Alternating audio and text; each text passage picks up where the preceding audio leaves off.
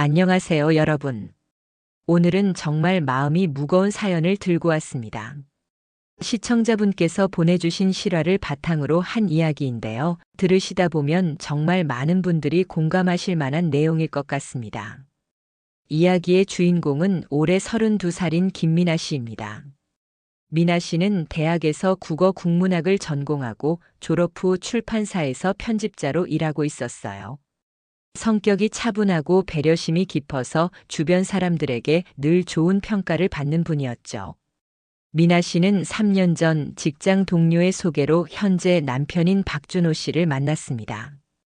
준호 씨는 건축회사에 다니는 성실한 남자였고, 미나 씨와는 취미도 비슷하고, 가치관도 잘 맞아서 만난 지 1년 만에 결혼을 결정하게 되었어요. 준호 씨 가족은 부모님과 준호 씨, 그리고 결혼해서 따로 사는 누나로 구성되어 있었습니다. 시아버지인 박성만 씨는 작은 제조업체를 운영하는 사업가였고, 시어머니인 이순자 씨는 전업주부로 가정을 꾸려오신 분이었어요. 처음 양가 상견례를 할 때만 해도 분위기는 나쁘지 않았습니다. 시어머니도 미나 씨를 보고 얌전하고 예쁘다며 좋아하시는 것 같았거든요. 미나 씨 역시 시어머니가 말씀을 부드럽게 하시고 음식도 정성스럽게 준비해 주셔서 좋은 분이라고 생각했어요. 하지만 문제는 결혼 준비 과정에서 시작되었습니다. 예단이나 예물을 준비하는 과정에서 시어머니는 계속해서 우리 집안의 격에 맞춰야 한다는 말씀을 하셨어요. 미나 씨 부모님이 준비해 주신 예단이 부족하다며 돌려보내기도 하고, 웨딩드레스도 너무 소박하다며 더 비싼 것으로 바꾸라고 하셨죠. 미나 씨는 이때부터 조금씩 불편함을 느꼈지만 결혼을 앞둔 상황이라 참고 넘어갔습니다. 남편 준호 씨에게 이야기해도 어머니가 원래 꼼꼼하신 분이다, 우리를 위해서 하는 말씀이다라며 시어머니 편을 들기만 했어요. 결혼식은 무사히 치러졌고, 미나 씨와 준호 씨는 신혼집으로 이사를 갔습니다. 시댁과는 차로 20분 거리에 있는 아파트였어요.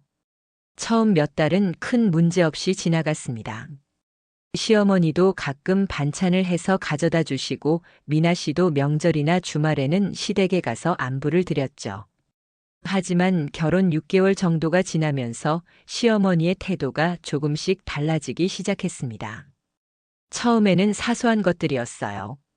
미나 씨가 요리를 해서 가져가면 간이 너무 세다, 우리 준호는 이런 음식 안 먹는다는 식으로 말씀하시는 거였죠.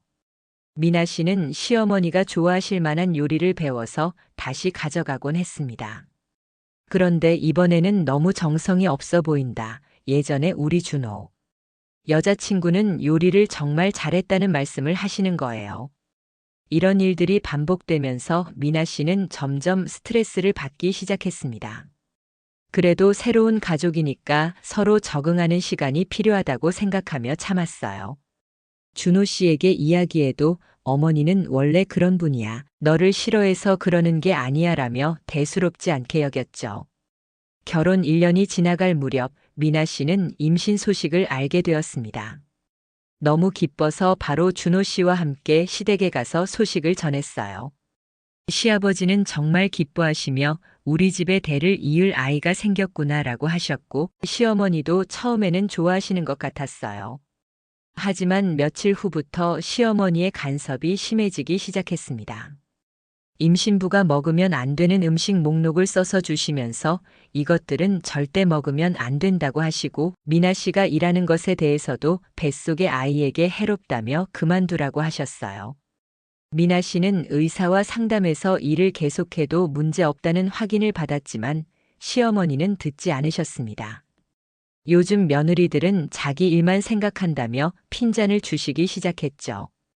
임신 3개월쯤 되었을 때였습니다.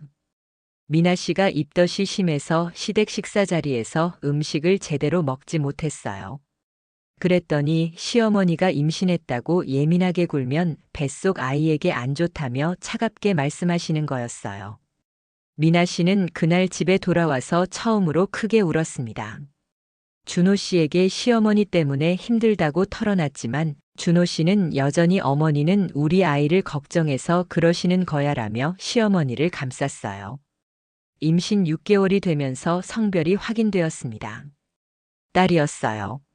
미나 씨와 준호 씨는 정말 기뻤지만 시어머니의 반응은 달랐습니다. 처사이는 아들이어야 하는데라고 아쉬워하시더니 다음에는 꼭 아들을 낳아야 한다고 말씀하셨어요. 미나 씨는 그 말을 듣고 정말 당황스러웠습니다. 아직 첫 아이도 태어나지 않았는데 벌써 다음 아이 이야기를 하시는 것도 그렇고 성별 때문에 실망하시는 모습을 보니 서운했어요. 출산 예정일이 다가오면서 시어머니의 간섭은 더욱 심해졌습니다. 산후조리원을 예약해놨다고 하니까 집에서 조리해야 몸에 좋다며 반대하시고 아기 이름도 시어머니가 정하시겠다고 하셨어요. 미나 씨는 남편과 함께 아기 이름을 생각해뒀는데 시어머니는 우리 집안 학렬에 맞춰야 한다며 전혀 다른 이름을 제시하셨습니다. 준호 씨는 이번에도 어머니 말씀이 맞다며 시어머니 편을 들었어요. 드디어 출산날이 왔습니다. 미나 씨는 10시간의 진통 끝에 건강한 딸을 낳았어요. 시아버지는 정말 기뻐하시며 예쁜 손녀가 태어났다고 하셨지만 시어머니는 아들이었으면 더 좋았을 텐데라는 말을 또 하셨어요. 산후조리원에서 지내는 2주 동안 시어머니는 매일 찾아오셨습니다. 그런데 미나 씨를 챙겨주시기보다는 아기만 보시고 미나 씨에게는 젖이 부족한 것 같다. 아기가 너무 말랐다는 식으로 지적만 하셨어요. 미나 씨는 모유 수유가 잘 되지 않아서 스트레스를 받고 있었는데 시어머니의 지적까지 더해지니까 정말 힘들었습니다. 그래도 첫 출산이라 경험이 없으니까 시어머니 말씀을 들어야 하나 싶어서 참았어요. 산후조리원에서 나와 집으로 돌아온 후부터 본격적인 갈등이 시작되었습니다. 시어머니는 거의 매일 미나 씨 집에 오셔서 육아에 간섭하기 시작했어요. 아기를 목욕시키는 방법부터 기저귀 가는 방법, 수유 시간까지 모든 것을 지적하셨죠.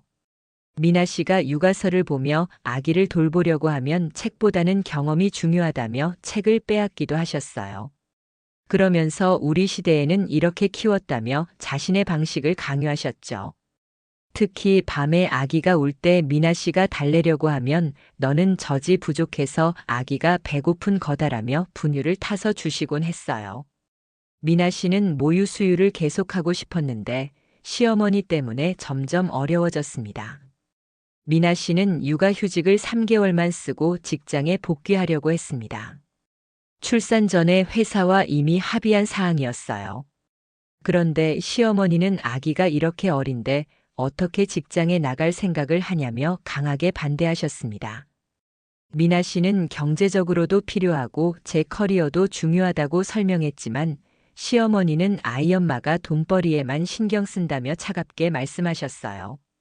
준호 씨 역시 아기가 더 중요하지 않냐며 시어머니 편을 들었죠.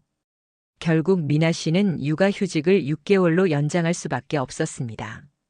하지만 6개월 후에 복직하겠다고 하니까 이번에는 1년은 집에서 아기를 봐야 한다며 또 반대하셨어요. 이런 상황이 계속되면서 미나 씨는 점점 우울해졌습니다. 육아 스트레스에 시어머니의 간섭까지 더해지니까 정말 견디기 힘들었어요. 그런데 남편은 전혀 이해해주지 않고 어머니가 도와주시는 건데 왜 불만이냐는 식으로 말했죠. 미나 씨가 친정 어머니와 통화하며 하소연하는 것을 시어머니가 듣게 된 적이 있었습니다. 그 후부터 시어머니는 친정에 가서 우리 흉을 본다며 미나 씨를 더욱 차갑게 대하기 시작했어요. 아기가 6개월이 되었을 때 미나 씨는 결국 직장에 복귀했습니다. 어린이집에 아기를 맡기고 출근하는 첫날, 시어머니는 아직도 일을 하겠다고 고집을 부린다며 노골적으로 불쾌감을 드러내셨어요. 직장에 복귀한 후 미나 씨의 하루는 정말 바빴습니다. 새벽에 일어나서 아기 돌보고 어린이집에 데려다주고 회사에서 일하고 저녁에 아기 데려와서 또 돌보고. 정말 쉴 틈이 없었어요. 그런데 시어머니는 여전히 간섭을 멈추지 않으셨습니다. 일하느라 아기를 제대로 못 돌본다며 지적하시고 주말에도 아기랑 시간을 보내야지 왜 집안일만 하냐고 말씀하셨어요. 미나 씨는 정말 한계를 느꼈습니다. 아무리 노력해도 시어머니는 만족하지 않으시고 남편은 자신을 이해해주지 않았어요. 그러던 어느 날 결정적인 사건이 일어났습니다. 그 결정적인 사건은 아기가 8개월 되던 어느 토요일에 일어났습니다. 미나 씨는 일주일 내내 회사 일과 육아로 지쳐 있었고 그날만큼은 조금 쉬고 싶었어요. 아기가 낮잠을 자는 동안 잠깐 눈을 붙이고 있었는데 갑자기 현관문이 열리는 소리가 들렸습니다. 시어머니가 열쇠로 문을 열고 들어오신 거였어요. 미나 씨는 깜짝 놀라서 일어났는데 시어머니는 며느리가 낮에 잠을 자고 있다니라며 혀를 차셨습니다. 그러시더니 아기는 제대로 돌보고 있는 거냐며 아기 방으로 들어가셨어요. 아기는 깨어나서 울기 시작했고 시어머니는 봐라, 엄마가 잠만 자니까 아기가 우는 거 아니냐라고 말씀하셨습니다. 미나 씨는 아기가 방금 깨어난 거라 괜찮다고 설명했지만 시어머니는 듣지 않으셨어요. 그때 시어머니가 한 말이 미나 씨에게는 정말 충격이었습니다. 너는 정말 엄마 자격이 없는 것 같다. 일만 생각하고 아기는 뒷전이고. 우리 준호가 너 같은 여자와 결혼한 게 후회된다. 미나 씨는 그 순간 정말 화가 났습니다. 지금까지 참고 참았는데 엄마 자격이 없다는 말까지 듣고 나니까 더 이상 참을 수 없었어요. 어머니, 저도 최선을 다해서 아기를 키우고 있어요. 일하는 것도 우리 가정을 위해서인데 왜 이렇게 말씀하세요? 라고 대답했습니다. 그랬더니 시어머니는 더욱 화를 내시며 감히 시어머니한테 대든다며 소리를 지르셨어요. 너 같은 며느리는 처음 봤다. 예의도 없고 버릇도 없고라고 하시면서 미나 씨를 마구 질책하셨습니다. 미나 씨는 아기 앞에서 이런 일이 일어나는 게 싫어서 아기가 무서워하니까 조용히 해주세요라고 했는데 이 말이 시어머니에게는 더 큰 불을 지핀 것 같았어요. 지금 나한테 조용히 하라고 했냐? 정말 못 본 척하고 넘어갈 수가 없다며 더욱 흥분하셨습니다. 결국 시어머니는 준호한테 다 얘기할 거다. 이런 며느리와는 더 이상 같이 살 수 없다며 집을 나가셨어요. 미나 씨는 그 자리에 주저앉아서 한참을 울었습니다. 아기도 엄마가 우는 모습을 보고 계속 울어서 집안은 정말 아수라장이 되었어요. 저녁에 준호 씨가 퇴근해서 집에 왔을 때 미나 씨는 그날 있었던 일을 모두 얘기했습니다. 그런데 준호 씨의 반응은 미나 씨가 예상했던 것과 전혀 달랐어요. 어머니가 화를 낼 만했네.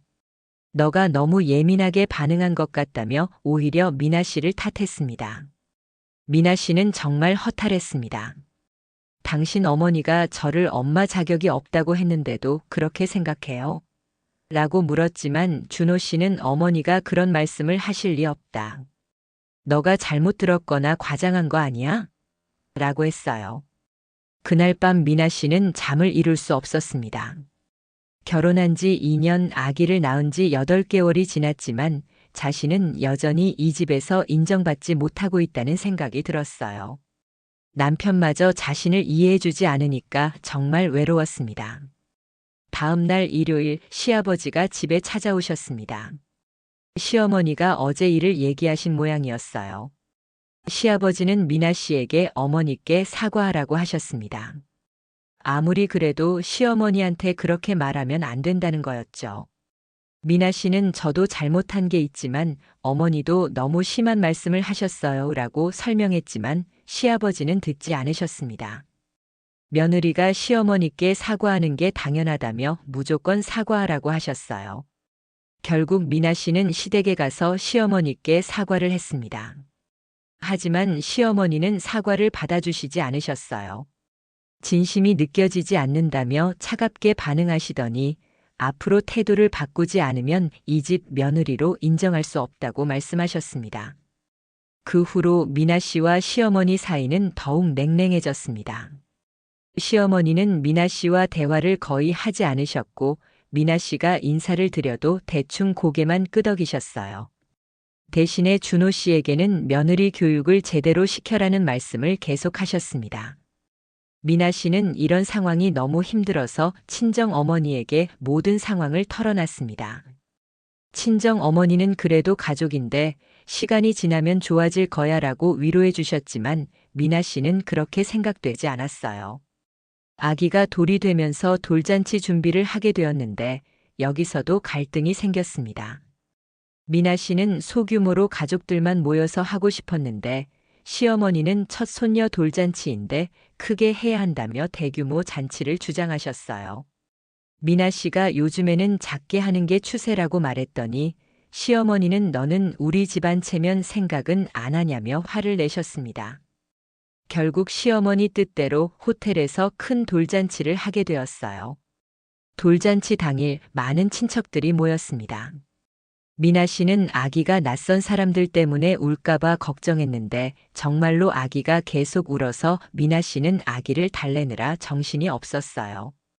그런데 시어머니는 엄마가 평소에 아기를 제대로 안 돌봐서 이렇게 예민한 거야라며 친척들 앞에서 미나 씨를 나무라셨습니다.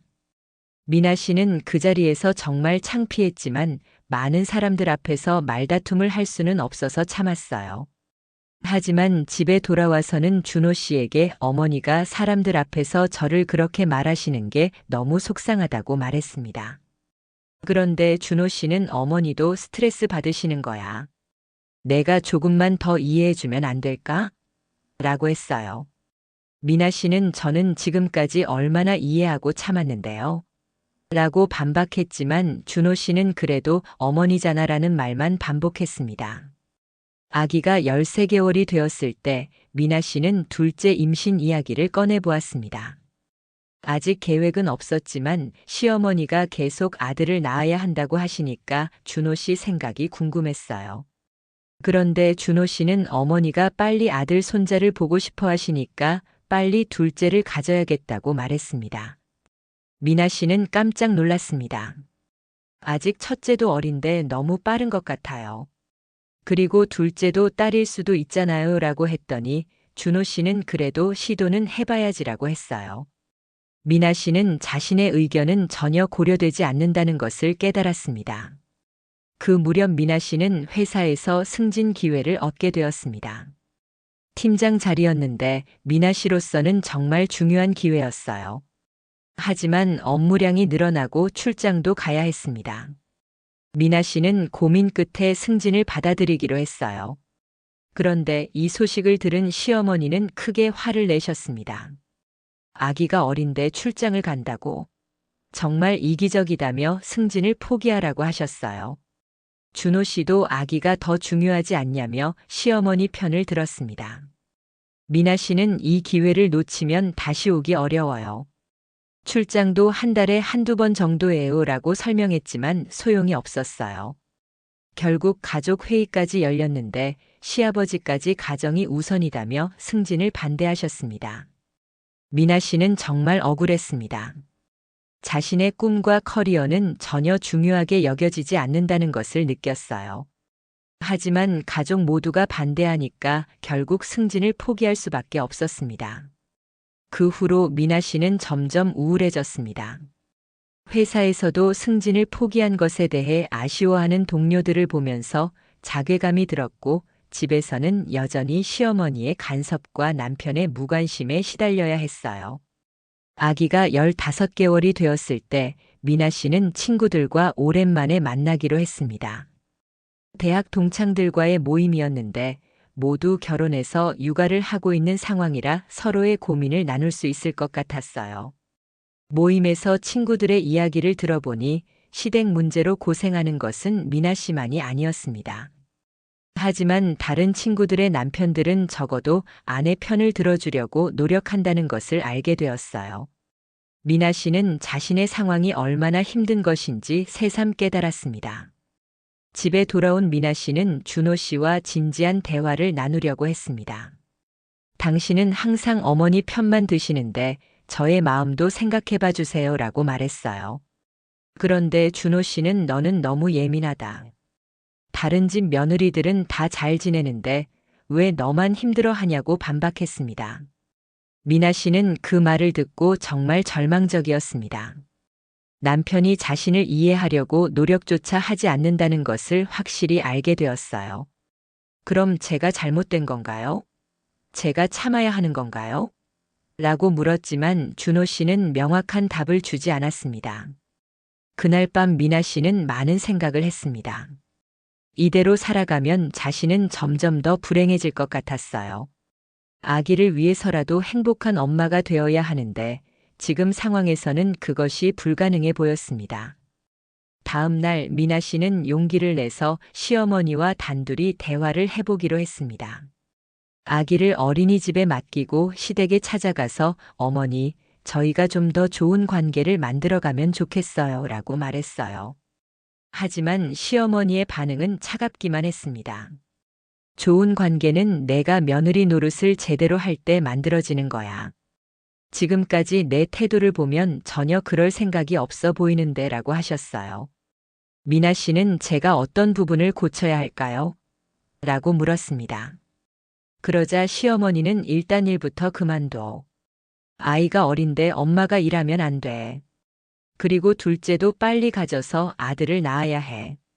집안일도 더 열심히 하고 내 말을 거역하지 말고라고 하셨어요. 미나 씨는 그 말을 들으면서 깊은 한숨을 쉬었습니다. 시어머니가 원하는 것은 미나 씨가 자신의 인생을 완전히 포기하고 시댁의 요구에만 맞춰 사는 것이었어요. 그것은 미나 씨가 받아들일 수 없는 조건이었습니다. 집에 돌아온 미나 씨는 처음으로 이혼을 진지하게 생각해 보기 시작했습니다. 하지만 어린 아기가 있는 상황에서 이혼은 쉬운 결정이 아니었어요. 경제적인 문제도 있었고 무엇보다 아기가 아빠 없이 자라는 것이 괜찮을지 걱정되었습니다. 그렇게 고민하던 중 미나 씨에게 전혀 예상하지 못한 일이 일어났습니다. 회사에서 해외 지사로 파견 근무를 제안받은 것이었어요. 2년간 싱가포르에서 근무하는 것으로 미나 씨의 전문성을 인정받은 결과였습니다. 미나 씨는 이 제안을 받고 많은 생각이 들었습니다. 이것이 자신에게 주어진 새로운 기회일 수도 있다는 생각이 들었어요. 하지만 가족을 두고 혼자 갈 수는 없는 일이었죠. 미나 씨는 며칠 동안 싱가포르 파견 제안에 대해 깊이 고민했습니다. 이는 단순한 업무 기회가 아니라 자신의 인생을 다시 설계할 수 있는 전환점이었어요. 결국 미나 씨는 준호 씨에게 이 제안에 대해 이야기했습니다. 가족이 함께 싱가포르로 가면 어떨까요? 새로운 환경에서 우리만의 시간을 가질 수 있을 것 같아요. 하지만 준호 씨의 반응은 예상대로였습니다. 부모님을 두고 어떻게 외국에 가? 그리고 내 직장은 어떻게 하고? 시어머니는 더욱 격렬하게 반대했습니다. 어린 아기를 데리고 외국에 간다니 정말 이기적이다. 그 순간 미나 씨는 자신이 정말로 원하는 것이 무엇인지 명확해졌습니다. 더 이상 다른 사람의 기대에 맞춰 살지 않기로 결심했어요. 준호 씨, 저는 이 기회를 놓치고 싶지 않아요. 당신이 함께 가주면 좋겠지만 혼자라도 아이와 함께 갈 생각이에요. 미나 씨의 목소리에는 지금까지 없던 확신이 담겨 있었습니다. 준호 씨는 깜짝 놀랐습니다. 설마 정말로 갈 생각이야? 아이를 생각해서라도 그러면 안 되지. 아이를 생각하기 때문에 가는 거예요. 불행한 엄마보다는 자신의 길을 당당히 걸어가는 엄마가 아이에게 더 좋은 본보기가 될 것 같아요. 결국 미나 씨는 싱가포르 파견을 받아들이기로 했습니다. 준호 씨가 함께 가기를 거부했기 때문에 실질적으로는 별거나 다름없는 상황이 되었어요. 출국 준비를 하면서 미나 씨는 마음이 복잡했습니다. 결혼 생활의 끝을 의미할 수도 있는 선택이었지만 동시에 자신만의 삶을 되찾을 수 있는 기회이기도 했어요. 시어머니는 끝까지 손녀를 데리고 어떻게 외국에 가느냐며 반대했지만 미나 씨의 결심은 흔들리지 않았습니다. 오히려 아이에게 넓은 세상을 보여주고 싶어요라고 당당히 대답했어요. 출국 당일 공항에서 준호 씨는 2년 후에 돌아오면 다시 잘 살아보자고 말했습니다. 하지만 미나 씨는 애매하게 웃기만 했어요. 지금으로서는 미래를 장담할 수 없었거든요. 싱가포르에 도착한 미나 씨는 새로운 환경에서 일과 육아를 병행하며 바쁘지만 충실한 나날을 보내고 있습니다. 아이는 국제적인 환경에서 밝게 자라고 있고 미나 씨 자신도 일에서 큰 성과를 거두며 자신감을 되찾았어요. 가끔 외로울 때도 있지만 누군가의 눈치를 보지 않고 자신의 판단으로 살아갈 수 있다는 것만으로도 미나 씨는 훨씬 평온해졌습니다. 2년 후 한국으로 돌아갈지 아니면 새로운 길을 선택할지는 아직 정하지 않았습니다. 하지만 한 가지 확실한 것은 미나 씨가 이제는 자신의 인생의 주인공이 되었다는 것입니다. 그리고 그런 엄마의 모습을 보며 자라는 아이 역시 당당하고 자신감 있는 사람으로 성장하고 있어요. 어떤 선택이든 미나 씨는 더 이상 후회하지 않기로 했습니다. 자신이 내린 결정에 책임지며 아이와 함께 행복한 미래를 만들어가고 있습니다.